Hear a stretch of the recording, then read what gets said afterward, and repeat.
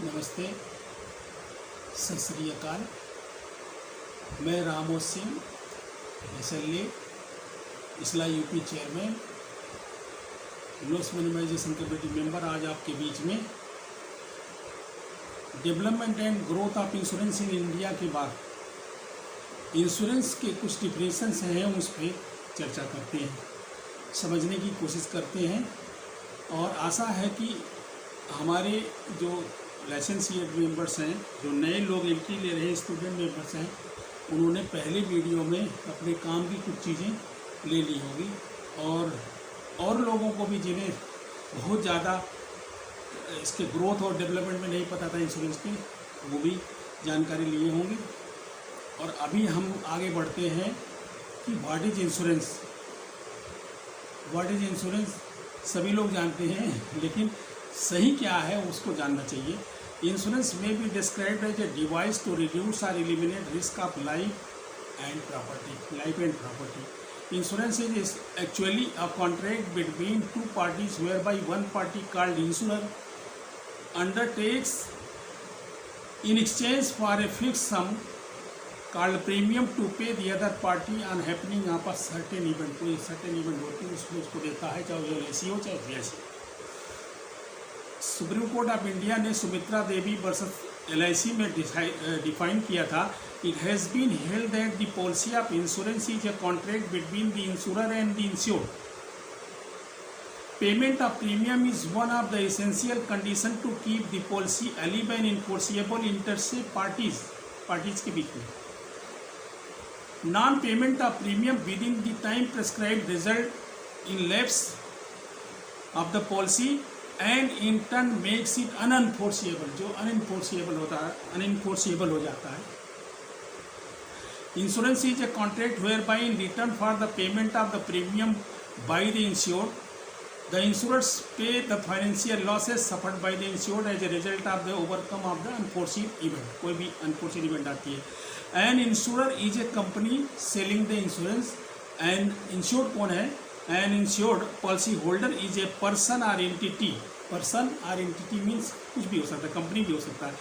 Buying the insurance, जो insurance by करता है।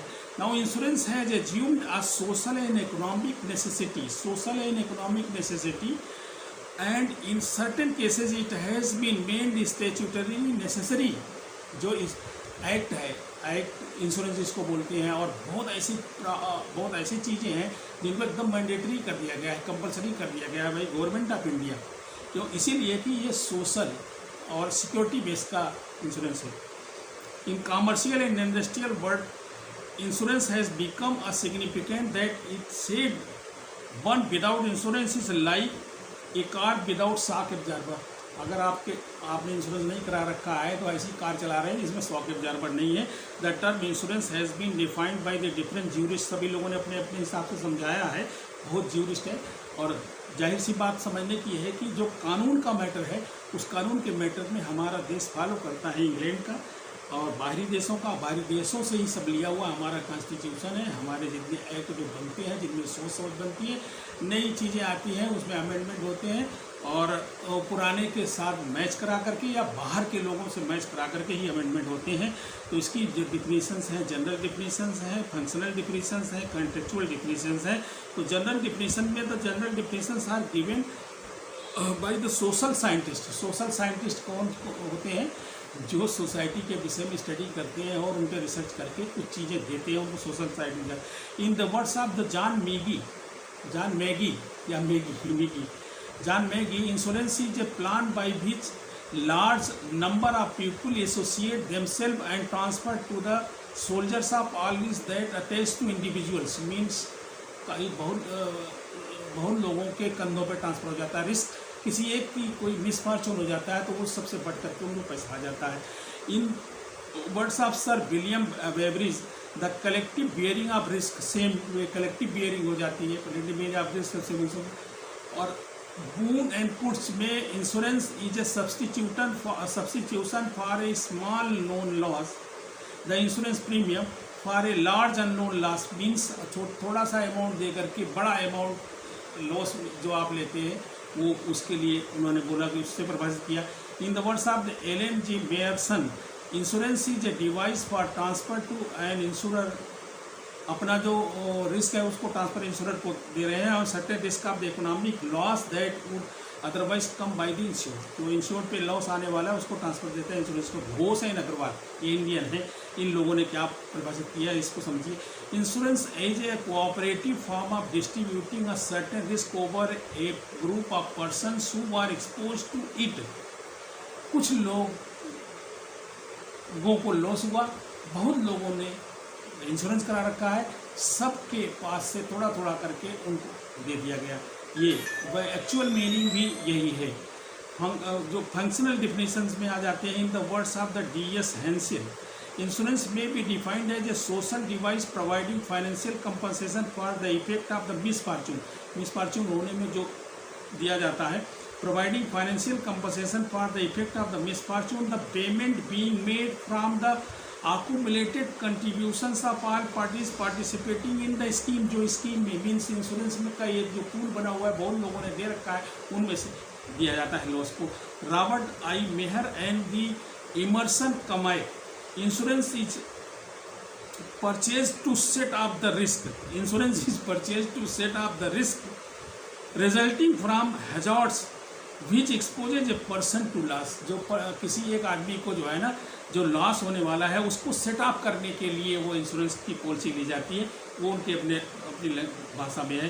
Riegel and the Miller, insurance is a social device whereby the uncertain risk of individuals में be combined in a group and thus made more certain small periodic contribution by the individuals providing a fund out of which those who suffer losses may be reimbursed।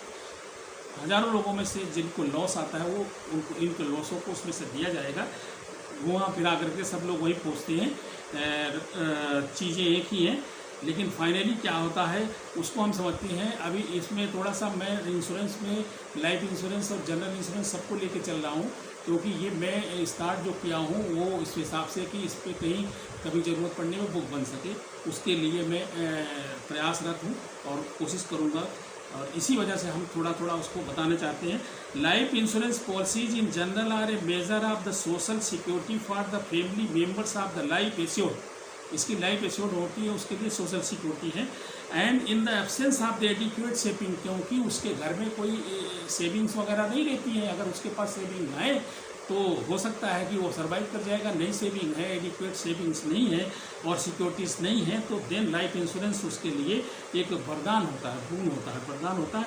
The only financial security available to a family members of the deceased life assured, जिसकी life assured है उसके लिए केवल एक जो है ना वो सिक्योरिटी मिल रही है। That the government of India has guaranteed this some insured with bonus in all LIC policies. आप क्या समझते हैं कि LIC इंश्योरेंस कंपनी का कोई बिजनेस कर रही है? ये बिजनेस तो है ही, अभी बिजनेस हम मान लेते हैं, लेकिन ये social security government of India has mandated and LIC was form as a company और LIC एक्ट अंडर वहाँ में कंपनी नहीं कह सकते, एक कारपोरेशन 1956 जो LIC act 1956 that was passed in parliament पास हुआ और कारपोरेशन के रूप में इसे एक्सेप्ट किया गया, और उस कारपोरेशन की जो जिम्मेदारी है वो सोशल सिक्योरिटी की भी है। इसीलिए जो भी assured with bonus in all LIC policy, bonus के साथ ही दिया गया है। और section 37 of the life insurance corporation act 1956 to insure the availability of financial security to family of the deceased, मरने वाले के लिए सिक्योरिटी मिल जाती है। In this connection the Supreme Court of India LIC versus consumer education and research centre में क्या बोला है? The rule that the LIC discharges important constitutional functions and the policies issued by it are a measure of social security for the family of the life assured. And further in LIC case Supreme Court has held that the insurance is a social security measure as was also reflected in the statement of object and reason of the LIC Act 1956। अभी हमने देखा functional definition था, अब तीसरा contractual definition जो actually हम समझने की कोशिश करते हैं आज की डेट में, उस पर चलते हैं। These definitions consider insurance as a contract to indemnify the losses on happening of certain contingencies in future. It is contractual relationship to secure against risk. Some of such definitions इस क्या दिया, टिंडल ने दिया है, टिंडल ये जस्टिस थे. Insurance is a contract in which a sum of money is paid to the assured as a consideration of insurers incurring the risk of paying a large sum upon a given contingency. Given contingency में कुछ premium दे करके वो बड़ा सम दिया जाता है. In the words of E.W. Patterson, the insurance is a contract by which one party for compensation called the premium assumes particularly risk of other party and promises to pay him or his nominee to certain or a certain sum of the money on a specified contingency. ये LIC से संबंधित सारे हैं. In the words of Justice Channel, insurance is a contract whereby one person called the insurer undertakes the return for an agreed consideration called premium to pay the another person called the insured a sum of money or equivalent on specified event. इसमें दोनों आ गए, LIC और JIC दोनों. According to जो हमारे ये according to our Indian writers को कह सकते हैं, insurance is a risk management under which an insurer on premium undertakes to eliminate or reduce risk of life or property. Human life is exposed to many risks. Life तो है ही है, property भी तो exposed है, which may result to heavy financial losses. Insurance is one of the device by which risk may be reduced or eliminated in exchange for premium. Premium दे करके जो contract insurance company के साथ बनता है, उस कंसीडरेशन पे वो बड़ा एश्योरेंस देती है और उस एश्योरेंस से जो है ना किसी के रिस्क को रिड्यूस किया जा सकता है, एलिमिनेट किया जा सकता है. ये हमारे भारतीय लोगों का सोचना है, कहना है, उसी का आउटकम निकाल करके. Insurance is a contract in which a sum of money is paid by the assured in consideration of the insurance incurring the risk of the paying larger sum upon a given condition. Same चीज़ है. It is a in legal aspect, ये legal aspect में क्या है, contract where by one person agrees to indemnify another. Contract one person agrees to indemnify another against a loss which may happen or to pay a sum of money to him on the occurring of the particular event जो particular future में आने वाली.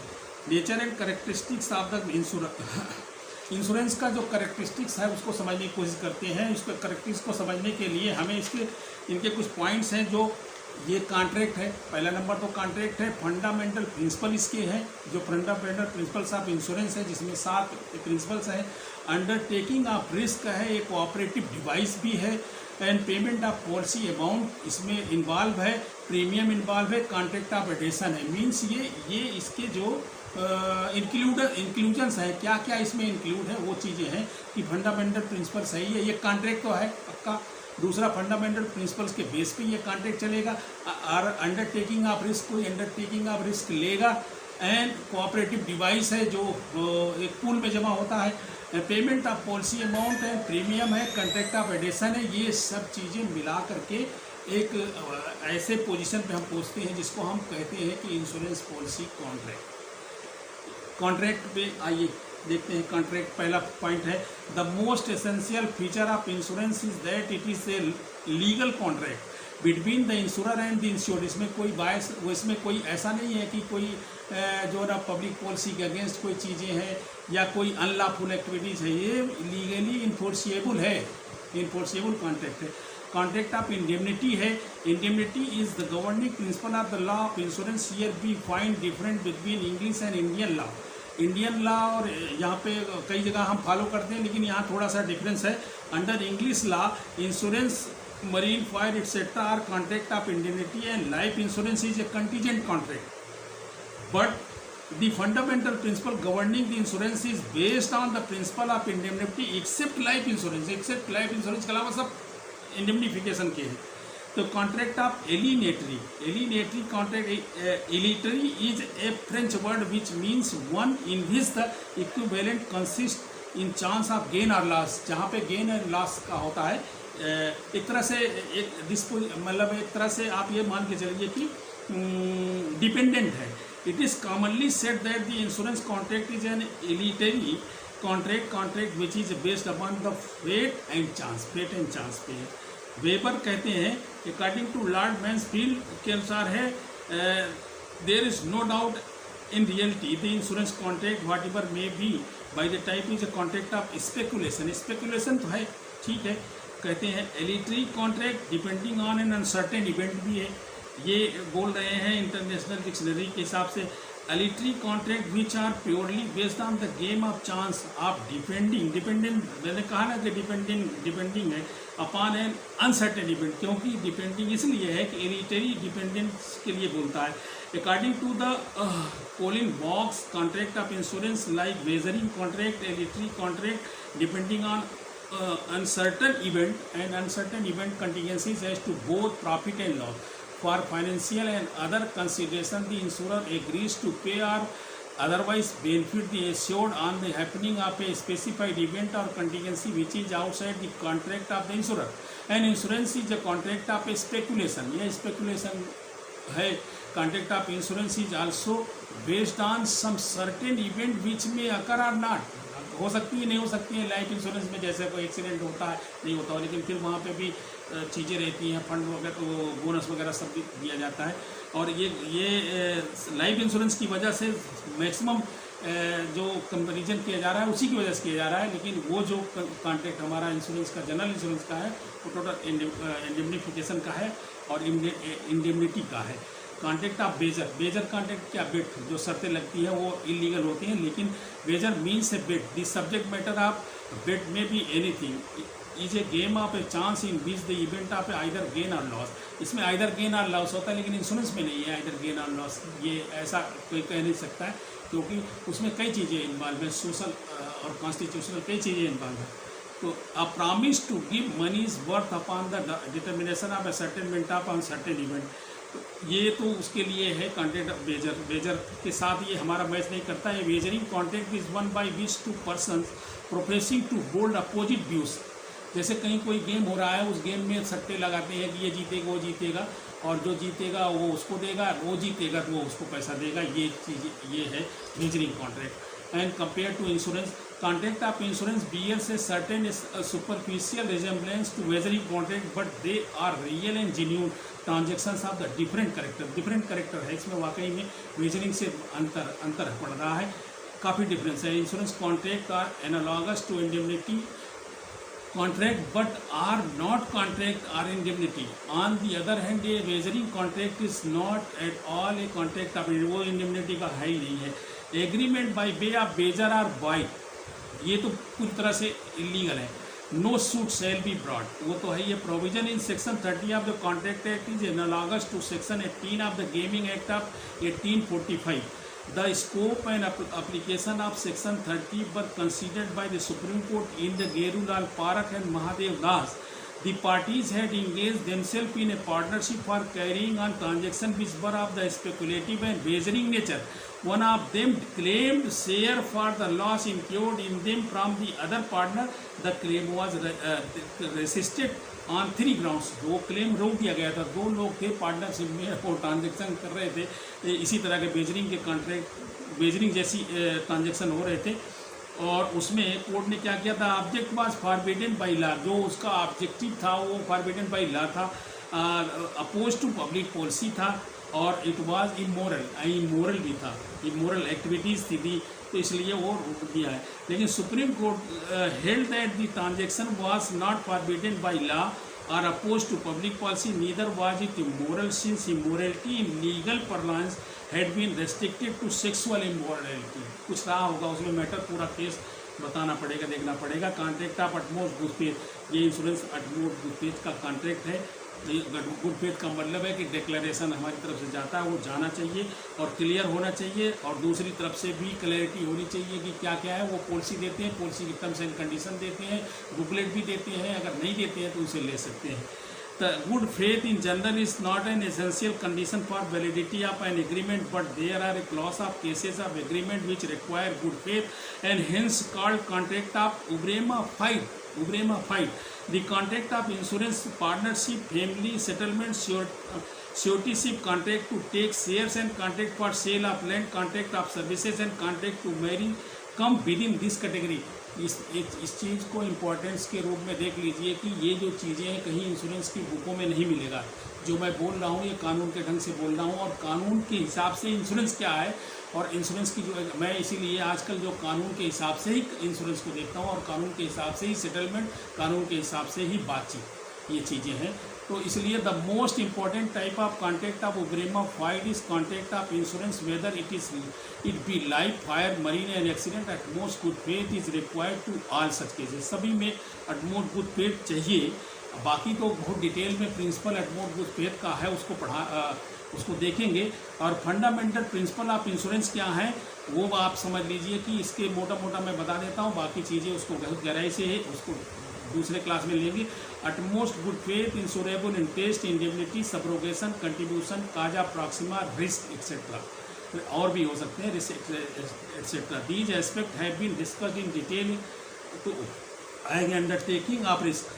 ये क्या है? Undertaking of risk. दूसरा point है undertaking of risk. तीसरा पॉइंट ये फंडामेंटल प्रिंसिपल का। तीसरा point undertaking of risk. Undertaking of risk का मतलब हुआ कि risk is the subject matter of the contract of insurance. For example, payment of insured amount in case of death of the insured, loss or fire by happening of the marine perils.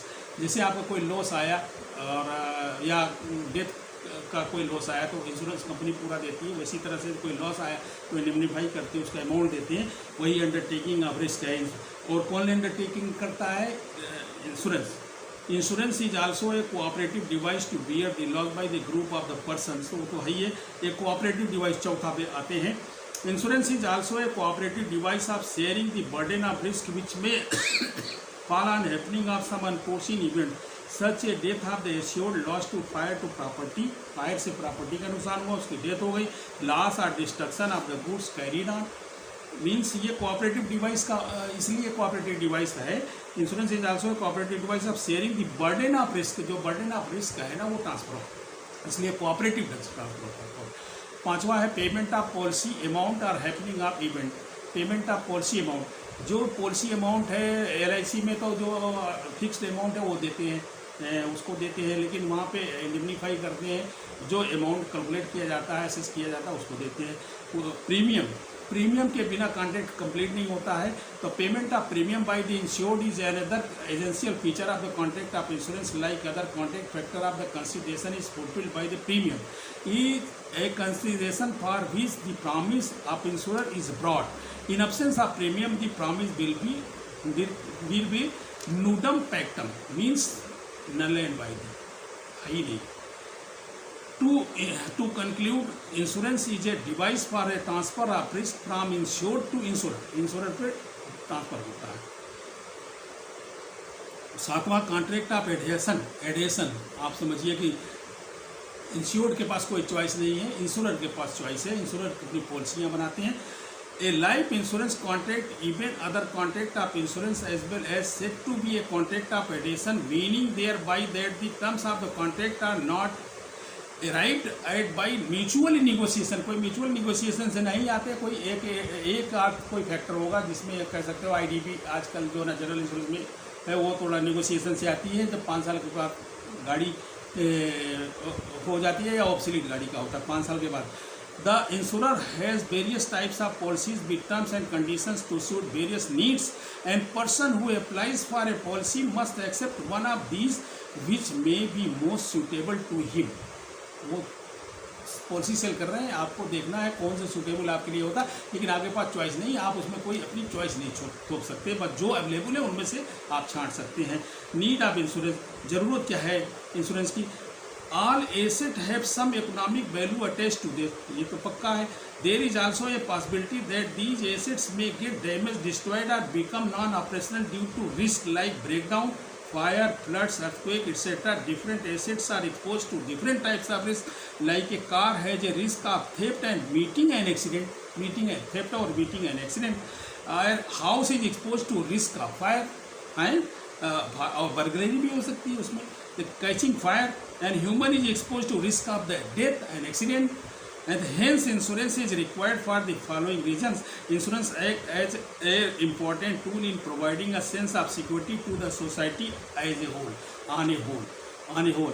और family, जिस आदमी के घर में एक आदमी मरता है ना, तो उसके पूरी फैमिली, बेड विनर जो होता है वो कमाने वाला तो मरता है, तो family suffers from direct financial loss as family's income ceases.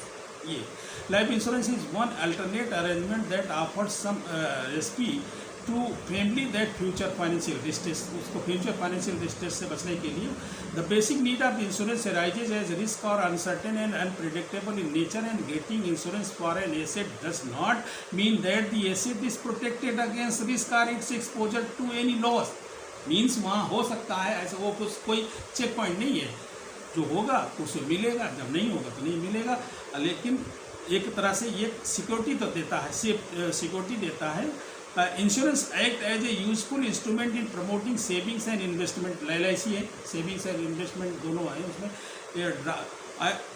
As from draft to draft becomes, LIC का जो सेविंग है वो डेवलपमेंट ग्रोथ, हमारे जो देश की इकोनॉमी है, इकोनॉमिक ग्रोथ में भी काम करता है। दूसरा number, draft to draft becomes a ocean with such small saving becomes a house amount. और वो अमाउंट क्या होती है, that amount is used for economic development of the country. वो जब और अब आगे फंक्शंस पे है, फंक्शंस आप इंश्योरेंस को अगले में बनाएंगे। आशा है कि आप लोग इसे समझने की कोशिश करेंगे, समझे हैं तो लाइक करें, सब्सक्राइब करें, जूनियर लोगों को पहुंचाएं, इंश्योरेंस के जो नहीं जानने वाले उनको दें। एक बेसिक चीज़ें देना चाह रहा हूं कि लोगों को पहले एक बेसिक समझो, उसके बाद हमारी बहुत वीडियो है जो जिस पे क्लेम से संबंधित समझा जा सकता है, फायर का, मोटर का, मिसलेनियस का, इंजीनियरिंग का, मरीन का, जो भी है। Thank you very much.